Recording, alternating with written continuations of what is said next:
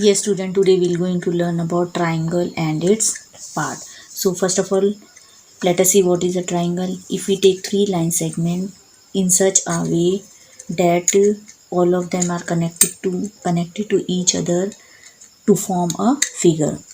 So we have learned about polygon. We can define a triangle as a polygon because we know that polygon is made up of line segment, straight line.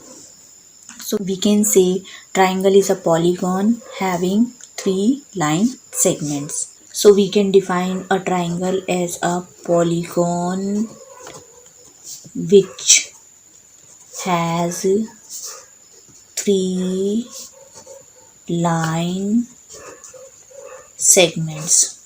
So we can define a triangle as a polygon which has three line segments. Now come to the parts of the triangle. Parts of the triangle.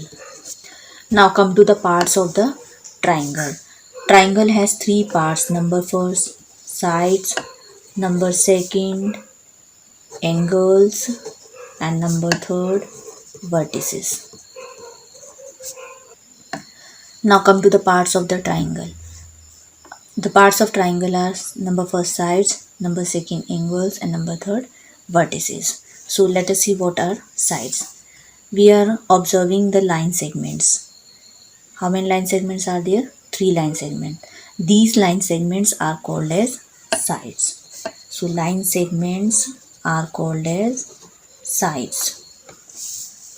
Now we are also observing that the line segments are joining to each other at a point. This is one point, this is second point, this is third point. Or we can say if we take this point, we are observing these two lines originating from this point, so an angle is formed. Taking another point, another angle is over here. Taking another point, another angle is here. So how many angles are there? Three angles. And how many sides are there? Three sides. Come to the third part, vertices. These points where line segments are joining to each other are called as vertices. Points are called as vertices. So how many vertices are there? Three vertices. So we are observing parts of the triangle are sides. How many sides are there? Three. How many angles are there? Three. How many vertices are there? Three.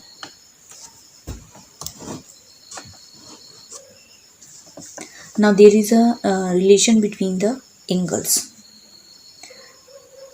Property, which is called a property of angles, we can see. If we measure all the three angles and add them, we're going to find that their sum is equal to 180 degree. If we will going to measure all the three angles and we add them, we will observe that their sum is equal to 180 degree. So this is the property of angle, that the sum of all the three angles is 180 degree. So I think you have understand what is triangle, and you have understood the part of the triangle as sides, angles and vertices, and the relation between all the angles of the triangle. Thank you, student.